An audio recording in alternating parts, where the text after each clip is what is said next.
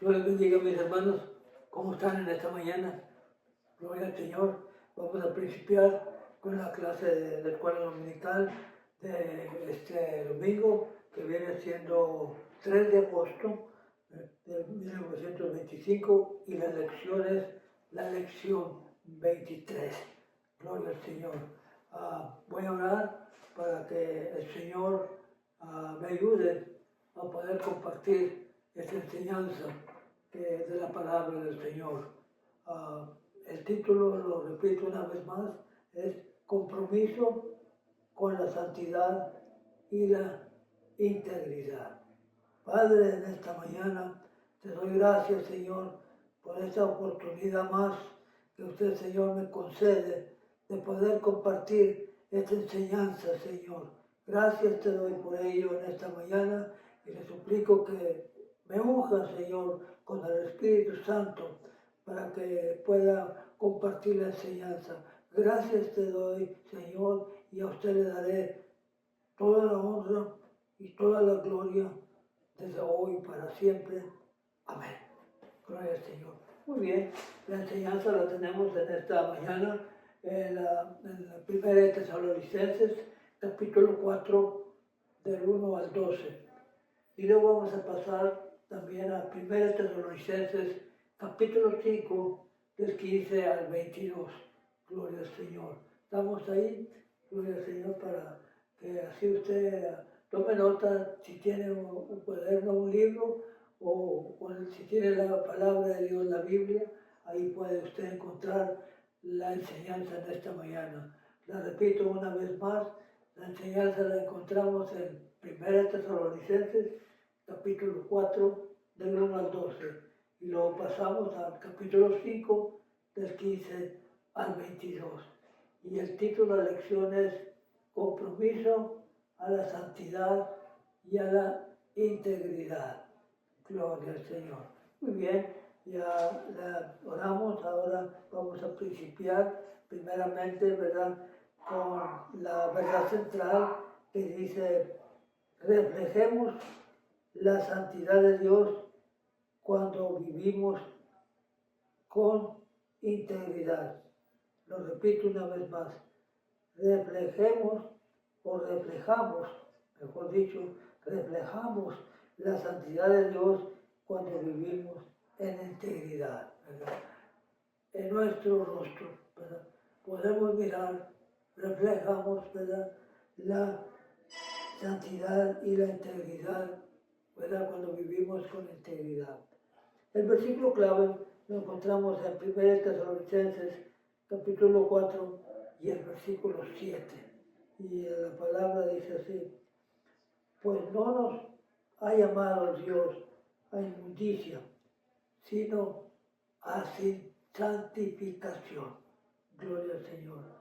Voy a leer la palabra del Señor en esta mañana, que se encuentra, ¿verdad?, principiando en 1 Tesalonicenses capítulo 4, ya dijimos las citas, ¿verdad? Voy a leer la palabra del Señor. Dando la honra al Padre, al Hijo y al Espíritu Santo.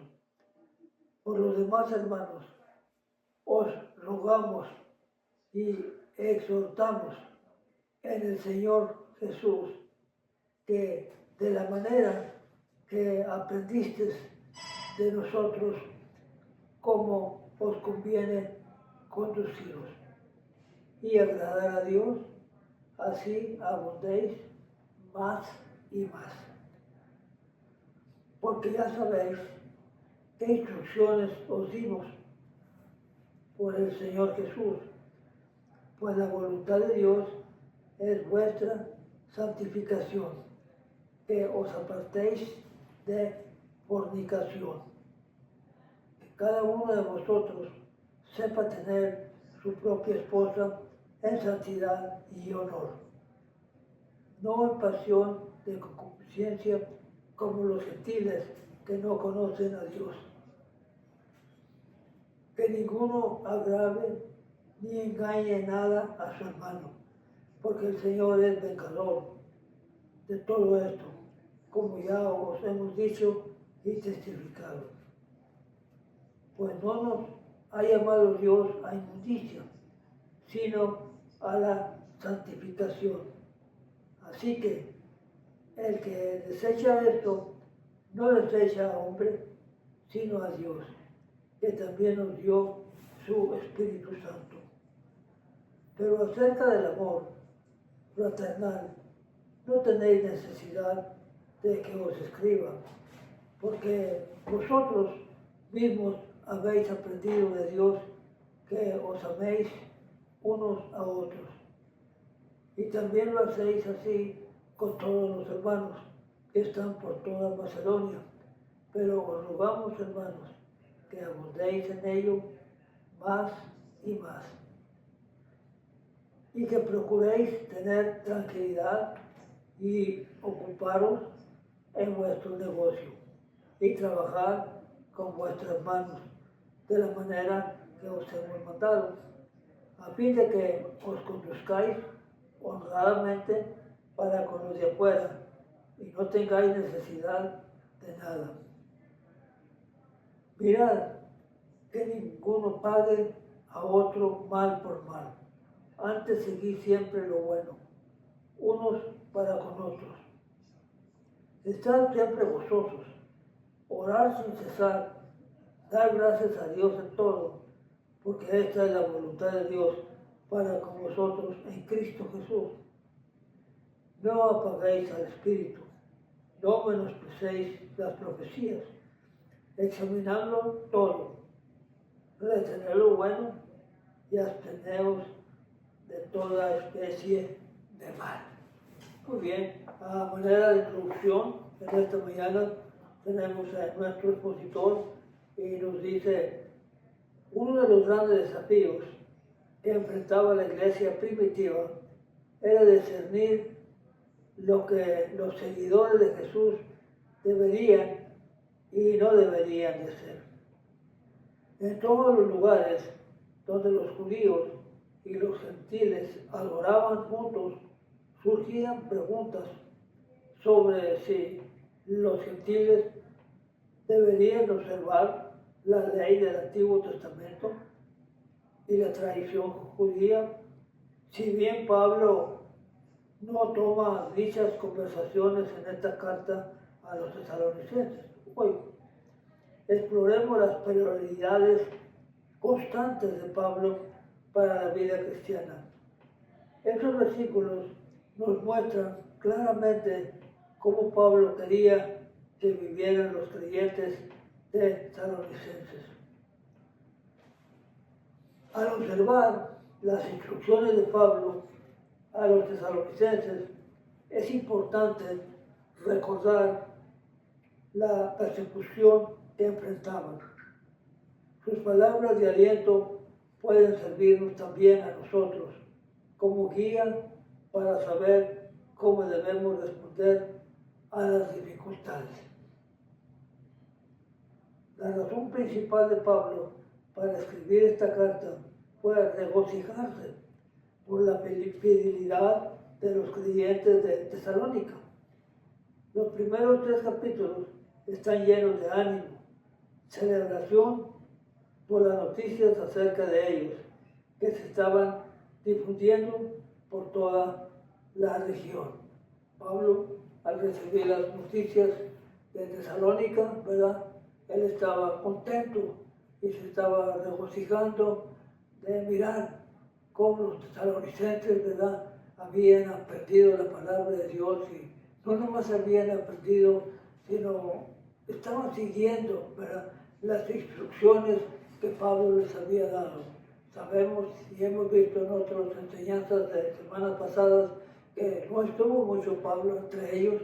Aún sin embargo, ese poquito tiempo que estuvo con ellos supieron, ¿verdad?, aprender, ¿verdad?, de las cosas de Dios y seguían adelante. Por eso Pablo, ¿verdad?, se regocijaba por ello y daba gracias a Dios. Muy bien, seguimos más adelante, ¿verdad? El capítulo 4 comienza por los demás. Finalmente, pero no debemos suponer que lo que sigue es menos importante que el resto de su carta. Los capítulos que vamos a considerar en esta mañana, 4 y 5, ¿verdad?, nos van a enseñar, ¿verdad?, varias cosas muy fundamentales. Los capítulos 4 y 5 brindan instrucciones significativas, algunas de las cuales fueron inspiradas por los desafíos en tiempo real en la iglesia tesalonicense. La primera parte que tenemos en esta mañana es vivir para agradar a Dios. Eso es nuestra responsabilidad, ¿verdad?, que tenemos que vivir y saber cómo agradar a Dios. Y dice el expositor, la obediencia es clave. Y esa es una gran verdad. La obediencia es clave. Nuestra fe debe demostrarse por la manera en que vivimos, ¿verdad?, en que vivimos, perdón. Esta próxima sección de la carta de Pablo comienza alentando a los creyentes tesalonicenses a vivir de la manera que agrada a Dios. Pablo se daba cuenta de que los tesalonicenses ya lo estaban haciendo, pero quería animarlos a hacerlos aún más a medida que aumentaba la persecución en contra de ellos, ¿verdad? No hay que olvidar, ¿verdad?, que a pesar de que ellos eran nuevos en el Evangelio, poco instruidos ya por Pablo, pero aún sin embargo, en la persecución que ellos tenían, ellos seguían firmes, ¿verdad?, alabando y glorificando el nombre del Señor. Y esta es una buena enseñanza contra nosotros. No sabemos que las dificultades vienen, ¿verdad?, pero debemos de aprender, ¿verdad?, a estar firmes en la palabra del Señor. Muy bien, Pablo, ¿verdad?, comienza con una fuerte petición. Es el primer versículo, ¿verdad?, que acabamos de leer. Y esta fuerte petición dice: os rogamos y exhortamos en el Señor Jesús que aumentéis vuestro compromiso de vivir como os conviene y conducirnos a agradar a Dios más y más. En 1 Tesalonicenses 4:1, que ya hemos leído, hace una pregunta: ¿por qué las palabras de Pablo fueron tan enfáticas? Vamos a mirarlo en esta mañana, para cuál fue la razón de que las palabras fueron tan enfáticas. Ella los había instruido sobre cómo vivir, y ellos estaban haciendo todo lo que había dicho. Pero asimismo, Pablo se daba cuenta de que vivir a la voluntad de Dios era también la mejor respuesta posible de los tesalonicenses a la persecución. Encontrarían fortaleza para permanecer fieles mientras continuaban procurando la santidad y la obediencia a Dios. La palabra de Pablo no parece ser correctiva, como si estuviera respondiendo a los problemas contenidos en el informe de Timoteo. Para un ejemplo de este tipo de carta, si leyéramos 1 Corintios, nos daríamos cuenta que hay una, ¿verdad?, semejanza, ¿verdad?, hay una enseñanza parecida a la que estamos viendo ahora. Pero en cambio, Pablo reconocía que los tesalonicenses vivían en obediencia a Dios y quería que siguieran haciéndolo aún más y más. La palabra que Pablo usó en 1 Tesalonicenses, capítulo 4, versículo 2, que se traduce como instrucciones o mandamientos, Rara vez se usa en el Nuevo Testamento, en los otros casos están en primera de Timoteo 1:5, 18, donde también ahí, ¿verdad? A Timoteo, ¿verdad? Da una experiencia, ¿verdad? De la que Pablo lo había ya enseñado. Comunica la idea de órdenes militares que gobiernan y dirigen la vida de un soldado. Pablo no había incalculado en los tesalonicenses sus propias ideas. Les había enseñado lo que había recibido de Cristo. Pablo no les había enseñado nada de lo que él sabía o de la experiencia que él había tenido, no, les había enseñado la palabra del Señor. Y ese es nuestro deber, ¿verdad? Nosotros, ¿verdad? Debemos de enseñar, ¿verdad? La palabra de Dios. Muy bien, sigamos más adelante. Y dice, Pablo reconocía que los tesalonicenses vivían en obediencia y Dios quería que siguieran haciéndolo aún más. La palabra que Pablo usó en 1 Tesalonicenses 4:2 se traduce como instrucciones o mandamientos. Rara vez usan en los Nuevos Testamentos. Los otros casos, ¿verdad? Están en 1 Timoteo, como ya lo habíamos, ¿verdad? Ahí ha dicho.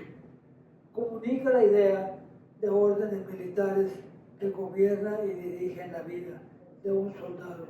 Pablo no había inculcado a los tesalonicenses sus propias ideas. Como dije al principio, no eran las ideas de él, sino era lo que la palabra del Señor había en él. Y eso es lo que él compartía, eso es lo que él enseñaba. Elegir lo mejor de Dios. Tenemos que elegir, ¿verdad? Lo mejor de Dios. ¿Y qué es lo mejor de Dios? Lo vamos a mirar en esta mañana. Cuando recordamos que los creyentes de Tesalónica estaban siendo perseguidos por su fe en Jesús como el Mesías y el Hijo de Dios, la palabra de aliento de Pablo adquiere un significado aún más profundo. Podemos leerlas como instrucciones de Pablo a cualquier creyente que enfrenta tales rechazos o oposición.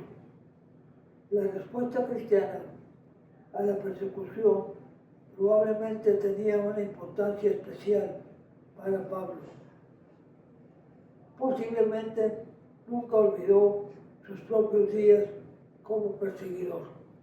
Recordamos y sabemos su historia, la vida de Pablo antes de conocer a Cristo. Él era un perseguidor de los cristianos. Inclusive, ¿verdad? Cuando mataron a un seguidor de Cristo, ¿verdad? A Esteban, que lo mataron, ahí estaba él. Él estuvo ahí, él tomó parte, ¿verdad? En la muerte de Esteban, ¿verdad? Y por eso él, a hoy, que conoce a Cristo, está diciéndole, está recordando la manera como él fue un perseguidor de los cristianos. Muy bien, dice la palabra. A veces incluso usó sus recuerdos para reconocer su propia intimidad en el momento de seguir y ministrar en el nombre de Jesús. Pablo probablemente también recordaba la respuesta de Esteban cuando lo estaban apedreando hasta la muerte, incluso orando por sus perseguidores, que no fueran acusados por ese pecado. Él estaba ahí, él era perseguidor en ese tiempo, todavía no, Dios no le había hablado, él era un perseguidor, él se había, ¿verdad?, jurado ante él mismo que no iba a quedar ninguno, ¿verdad?, porque se les llamaba en aquel tiempo los del camino, no iban a quedar ninguno de los que predicaran la palabra de Dios. Él iba a las casas, ¿verdad?, y sacaba a los cristianos de las casas y los llevaba a las cárceles, tanto mujeres como niños, a todos los llevaba. Y en el encuentro con Jesús, él iba precisamente a un lugar que le habían dicho que había cristianos. Iba con mucho coraje, bien enojado, enfurecido iba Pablo a aquel lugar donde había más cristianos, porque como dije al principio, él había jurado en su mente que no iba a quedar ni un cristiano. Y en camino a Damasco, usted conoce la historia, ahí se le apareció Jesús y él mismo le dice, yo soy Jesús, al que tú persigues. Y entonces ahí Pablo se convirtió. Conocemos la historia, le dijo, ve con Ananías, ¿verdad? Y para que ore por ti. Voy a decir gloria a Dios. Cuando Ananías se dio cuenta que Pablo quería que orara por él, Ananías dijo, no, que no sabes que me andan persiguiendo a los cristianos y me mandas que yo ore por él. Y Jesús le dice, ve y ora, porque él es nueva criatura. Él ha aceptado a Cristo, ahora es un nuevo cristiano, ¿verdad? Y de esa manera, en estos momentos, Pablo recordaba de la manera, ¿verdad?, que él perseguía a los cristianos, por eso les daba ánimo, ¿verdad?, a ellos. Pablo quería que los tesalonicenses también glorificaran a Dios en su respuesta a la persecución. En primer lugar, no debía de vengarse, debía de responder al mal con el bien. En 1 Tesalonicenses 5:15 dice, en segundo lugar, deberían de estar continuamente gozosos. Es algo tremendo, ¿verdad? Porque están sabiendo que te andan persiguiendo y sabiendo bien que de un momento a otro te pueden tomar prisionero por predicar la palabra del Señor, ¿verdad? Y todavía, ¿verdad?, estar gozosos, ¿verdad? Pablo les decía, siempre estén contentos, siempre estén gozosos. Muy bien, dice la palabra más adelante, ¿verdad? Dice, de ninguna manera esto significa reírse ante el peligro o negar el verdadero dolor. Más bien, los cristianos podemos estar gozosos incluso en el sufrimiento, porque nuestra esperanza está en Jesús. Ningún acto de odio hacia nosotros puede afectar el amor de Dios por nosotros y su presencia con nosotros. Eso es por eso que podemos superar la oposición, incluso mostrar amor a nuestros perseguidores. Por eso también nuestra respuesta debe ser siempre encontrar la fortaleza en la oración y vivir en gratitud. No porque estamos sufriendo, sino porque Dios nos ha dado la gracia para soportar la oposición. Luego, Pablo nos brindó una sabiduría excelente que podemos aplicar cuando la gente intente opinar sobre nuestras dificultades. Al parecer, algunas personas en Tesalónica habían estado expresando dones espirituales como profecía o palabra de conocimiento o sabiduría. En un intento de tomar los desafíos de la iglesia, por ejemplo, sabemos por otras secciones de las cartas de Pablo a los tesalonicenses que algunos sugerían que el día del Señor ya había comenzado, mientras que otros habían sugerido que los tesalonicenses deberían de dejar de trabajar ya que el regreso de Jesús estaba cerca, ¿verdad? Eso no podían hacerlo, ¿verdad? No podían dejar de trabajar, ¿verdad? Esperando, ¿verdad?, que la venida del Señor ya estaba cerca. En aquel tiempo, ¿verdad?, ya se había, ¿verdad?, dicho, ya se había enseñado que la venida del Señor, que el Señor iba a venir a levantar a su pueblo. Algunos sugerían no trabajar más, ¿verdad? De todas maneras la venida de Cristo iba a ser pronto, pero la Escritura no dice así. La Escritura nos dice que sigamos, ¿verdad?, haciendo nuestro trabajo, el trabajo que Dios, ¿verdad?, le haya dado, ya sea ministrando o pastoreando o trabajando en un trabajo secular, ¿verdad? Debemos de seguirlo haciendo, ¿verdad? Porque de qué manera, ¿verdad? Si iban a alimentar a sus familias, ¿verdad? Si no trabajaban. En otras palabras, ¿verdad? Trabajando y esperando a Cristo, ¿verdad? Que llegue, como lo estamos haciendo hoy en este día, ¿verdad? En que nosotros vivimos, ¿verdad? Trabajando, ¿verdad? Ministrando la palabra del Señor. Sabemos que la venida del Señor está cerca, pero nosotros debemos de seguir trabajando, haciendo lo mismo, ¿verdad? Hasta el día de la venida de Cristo.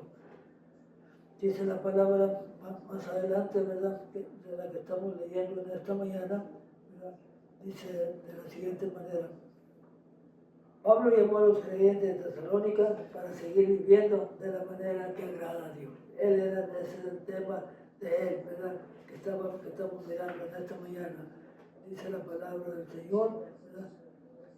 Que deberían de seguir haciendo lo mismo. Muy bien, seguimos adelante, ¿verdad? Aunque algunas expresiones de los dones espirituales habían sido inexactas y necesitaban ser corregidas, Pablo dejó claro que la iglesia de Tesalónica no debería de despreciar los dones. En cambio, debería de evaluarlos según la palabra según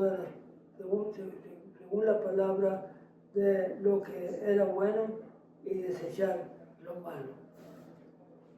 Pasamos a la parte 2, en donde nos habla que nos tenemos que abstener del pecado. ¿Qué es abstener del pecado? Estar retirados del pecado. En otras palabras, dejar todo lo que antes hacíamos, ¿verdad? Y no abstenernos, no volverlo a hacer, no volverlo a cometer, no volver a hacer las cosas que hacíamos antes. Eso es la palabra abstenerse, ¿verdad? Y vivir en pureza, ¿verdad? Esa es la palabra del Señor, abstenerse del pecado y vivir en pureza, ¿verdad? Muy bien, el imperio romano era conocido por sus prácticas sexuales variadas y desviadas. Parece que toda la forma de pecado sexual era común en esa cultura. Los creyentes judíos probablemente rechazaban tales comportamientos aún antes de comenzar a seguir a Jesús, pero los gentiles no tenían ese trasfondo religioso. Pablo dejó claro que los creyentes no deberían permitir que la sociedad estableciera el comportamiento sexual aceptable. Ellos, ¿verdad? En ese tiempo vivían en una sociedad, ¿verdad? En la que era la sexualidad ahí era algo común, ¿verdad? Pero Pablo, ¿verdad? Les estaba enseñando que ellos deberían de apartarse. Lo mismo que pasa en estos tiempos de que vivimos, no hay diferencia, ¿verdad? Sabemos que el mundo, ¿verdad? Siempre está, ¿verdad? En pecado y siempre está siguiendo lo malo. Nosotros vivimos en un mundo, ¿verdad? Que gracias a Dios salimos de él, ¿verdad? Pero debemos de siempre, ¿verdad? Estar, ¿verdad?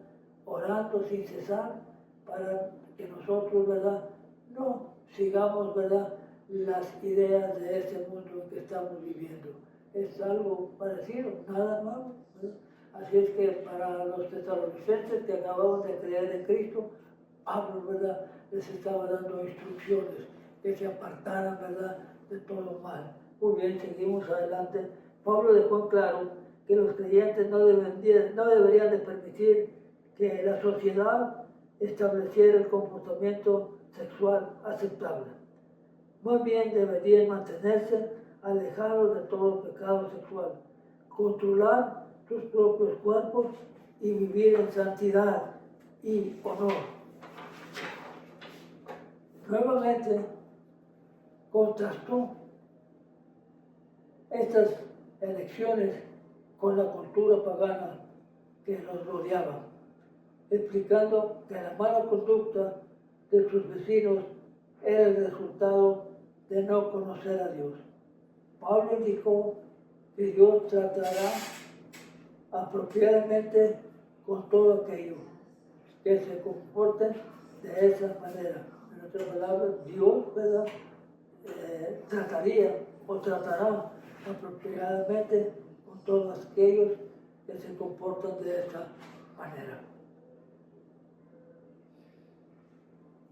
Hay una participación cuando lo estaba leyendo, me gustó mucho y la voy a compartir con ustedes en esta mañana. La santidad significa estar apartado para los propósitos de Dios. Muy claro. Estar en santidad, ¿verdad? Es estar, ¿verdad?, apartado para el trabajo de Dios, para saber lo que Dios quiere que nosotros hagamos, para la proposición de Dios. ¿Cómo nos ayuda esa definición? A entender mejor las razones de las instrucciones de Pablo sobre la pureza, ¿verdad? Nosotros debemos estar apartados, ¿verdad?, solamente para los propósitos de Dios. Hay otra pregunta: ¿por qué es esencial que nos compartamos a seguir las instrucciones de Pablo en nuestros días? Una buena pregunta. ¿Por qué es esencial que nos comprometemos a seguir las instrucciones de Dios? Es necesario que nos comprometamos, ¿verdad?, a seguir las instrucciones de Dios. Muy bien, dice la palabra del Señor en el otro inciso que tenemos, un llamado de Dios a la santidad. Pablo dio la razón fundamental para abstenerse de la inmoralidad sexual. Los cristianos están llamados a algo mayor. En primer lugar, es extraordinario darse cuenta de que Dios mismo nos ha llamado. No solo nos ha limpiado para eliminarnos la barrera de pecado que nos separa de Él, sino que tiene un propósito aún mayor para nosotros. Nos ha llamado a ser santos.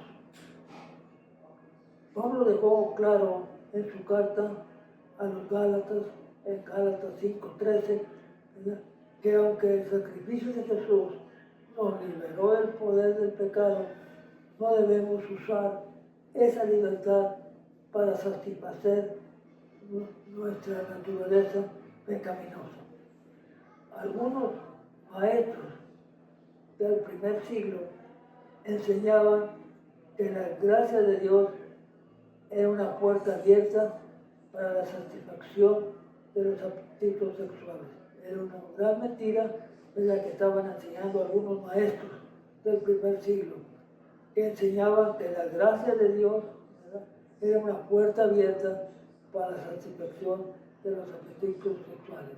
Y eso es una mentira del diablo, eso no es real, no es verdadero. Pero Pablo argumentó que así no era como deberían de vivir los hijos de Dios. Así no es. Nosotros, a través de la Escritura, hemos aprendido a cómo vivir, ¿verdad?, conforme a la voluntad de Dios. Al contrario, estamos llamados a la santidad. Hemos sido apartados para el propósito especial de Dios. Dios no nos creó y sabe cuál es la mejor manera de vivir para nosotros.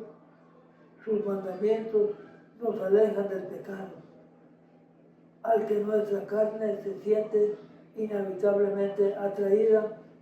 Pablo explicó que negarse a vivir de una manera que agrade a Dios no es simplemente desechar al hombre, sino a Dios.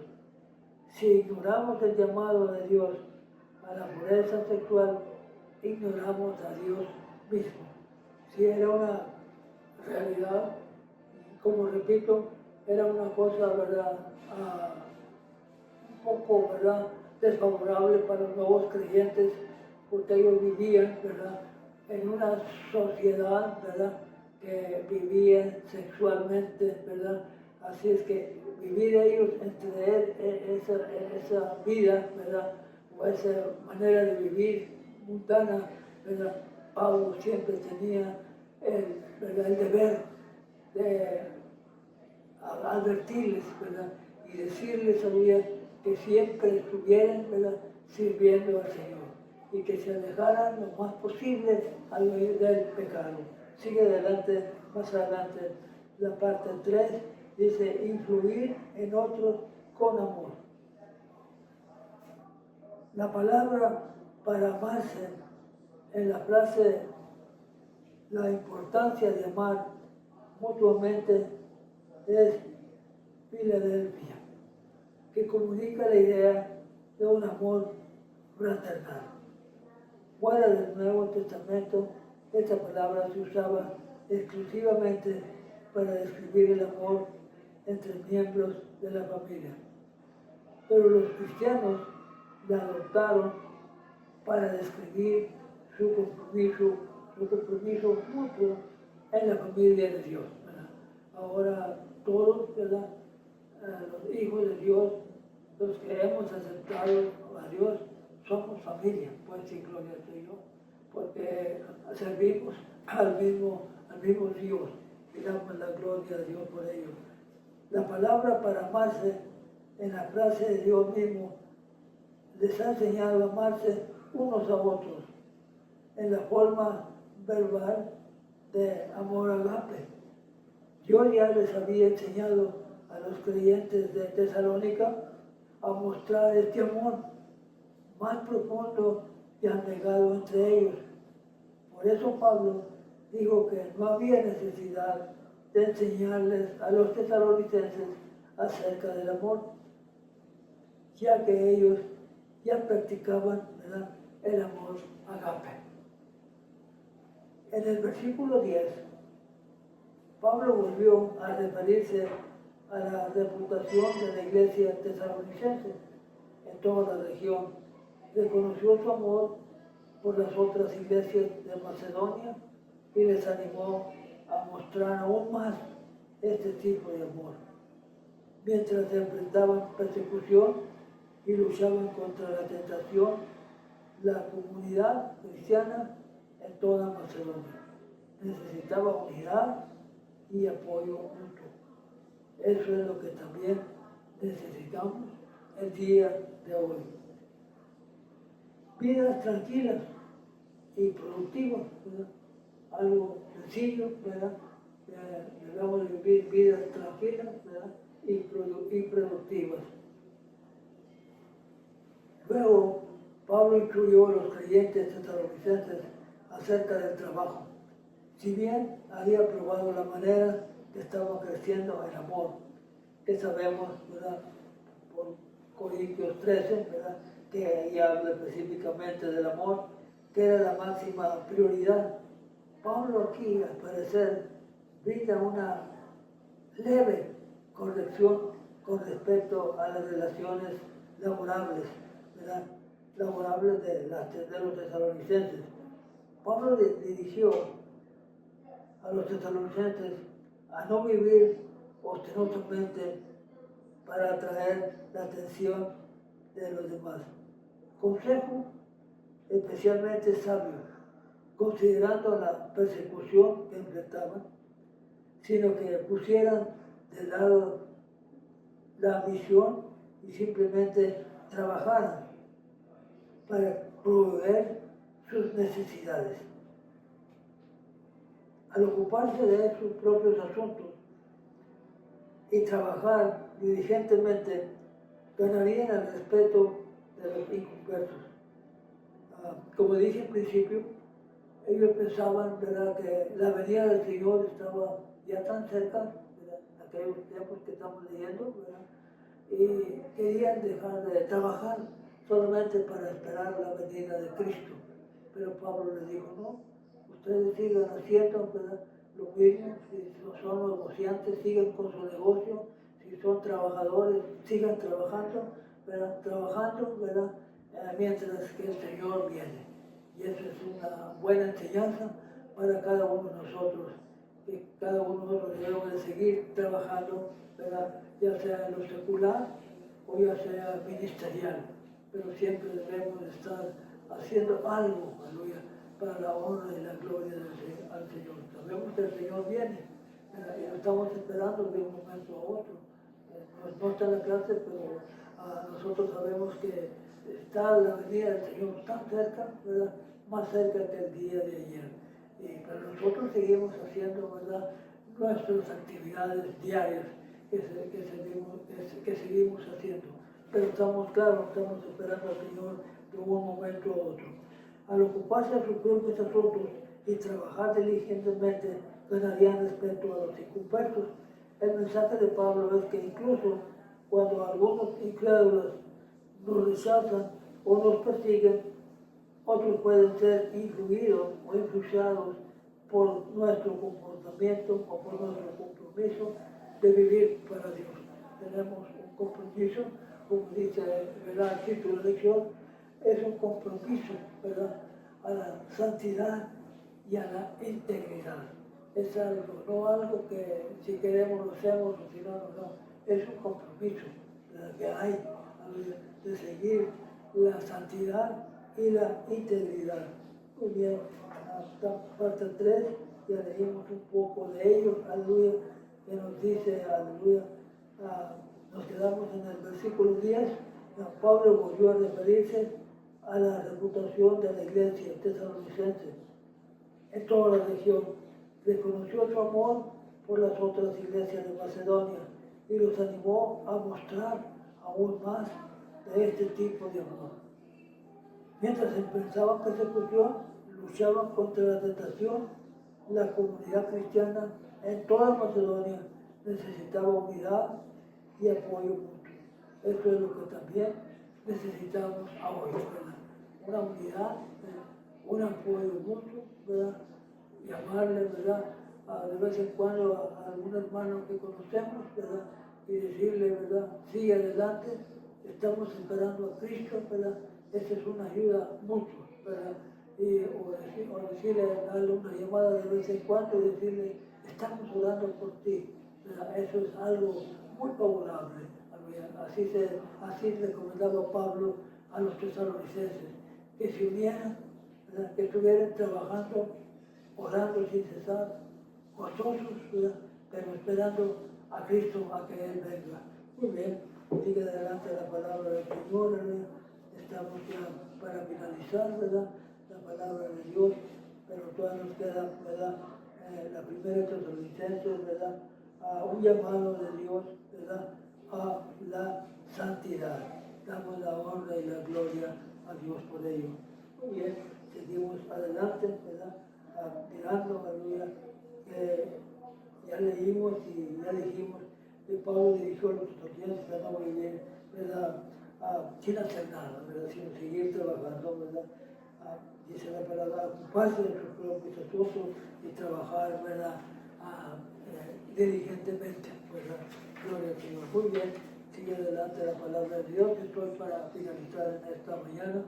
Estoy explicando, ¿verdad?, Tesalonicenses capítulo 4, versículo 11 y 10, dice, podemos inferir algunos de los desafíos y preguntas que enfrentaban los tesalonicenses basándose en los esfuerzos de Pablo para abordarlos en esta carta. Este pasaje sugiere que algunos creyentes habían dejado de trabajar en esperar el pronto regreso de Jesús, aunque también Pablo esperaba el regreso de Cristo.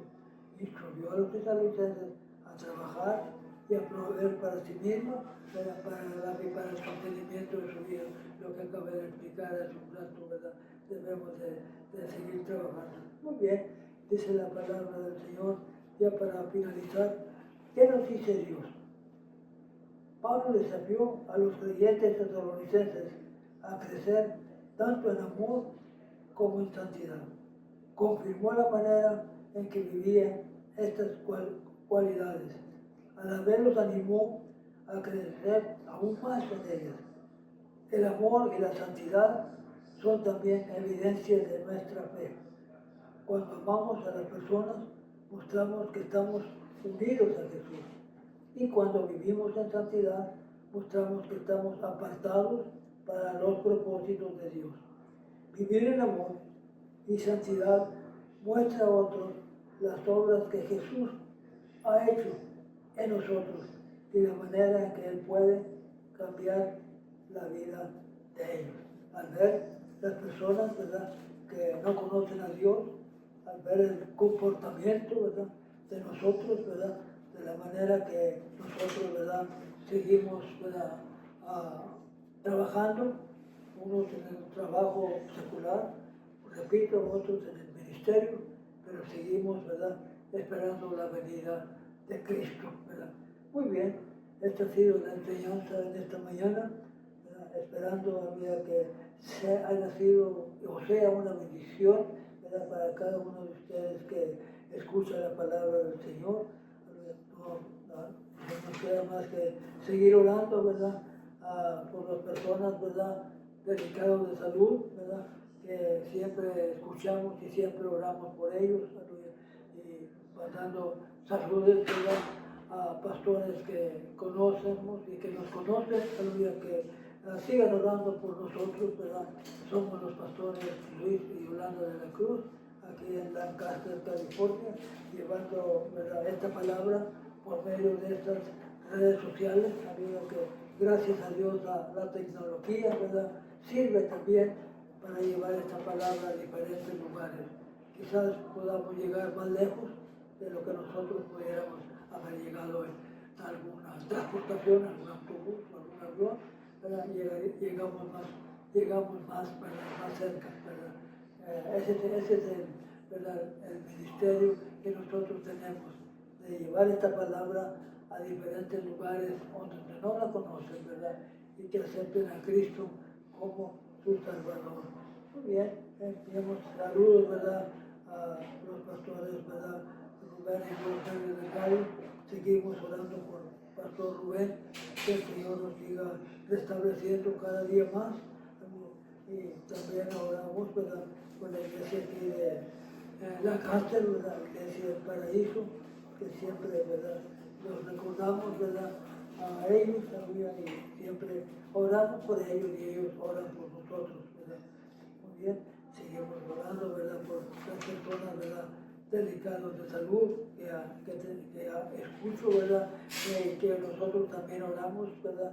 Escucho por medio de los servicios, ¿verdad?, las personas que están delicados de salud, y me uno, ¿verdad?, a ustedes, ¿verdad?, a orar por ellos para que el Señor los traiga, ¿verdad?, los sane, ¿verdad?, como Pastor Rubén, siempre oramos por él, que el Señor lo restablezca, ¿verdad?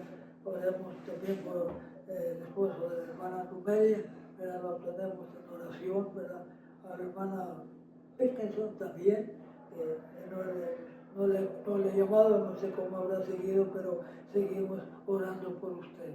Seguimos orando también por Antonio, ¿verdad?, un hermano que conocí ahí en el Centro Cristiano Puente de Vida. El Señor lo siga fortaleciendo, porque sabemos que para el Señor no hay nada imposible, ¿verdad? Él lo puede levantar una vez más, ¿verdad?, dice la palabra del Señor.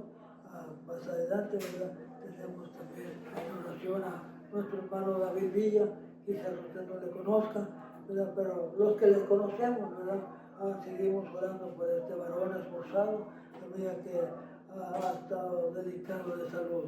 No he sabido últimamente cómo sigue, pero nosotros seguimos orando por él.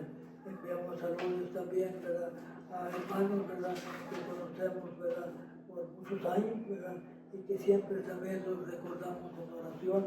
A nuestra hermana Arcadia, que Dios le siga bendiciendo, ¿verdad? También, aleluya, estamos orando por la hermana Raquel Miramontes. Dios te bendiga, Raquel. Nosotros, mi esposa y yo seguimos orando por ti y tu familia, para que el Señor los siga, ¿verdad?, ayudando y los siga bendiciendo, aleluya.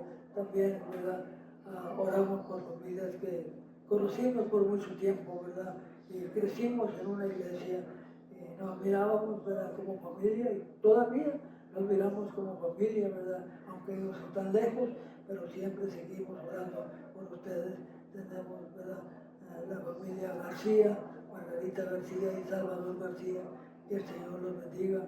Familia Espinosa, Margarita Espinosa, ¿verdad?, familia Méndez, ¿verdad?, que se encuentran todavía en ese lugar de Oklahoma. El Señor les bendiga grandemente, ¿verdad? Gloria al Señor. Voy a orar, ¿verdad?, para despedir la clase ¿verdad? En esta mañana. Padre, en esta mañana te doy gracias por esta oportunidad, Señor, este privilegio que me has dado en esta mañana de poder compartir esta enseñanza, ¿verdad? Por medio de estas redes sociales. Esta palabra que haya llegado te llegue a corazones sensibles, Padre, para que usted es el único que puede cambiar vidas. Nosotros solamente, ¿verdad?, ministramos la palabra, pero usted es el que hace el cambio, usted cambia las vidas. Gracias te doy, Señor, una vez más, y a usted le daré toda la honra y toda la gloria desde hoy para siempre. Amén. Que el Señor les bendiga.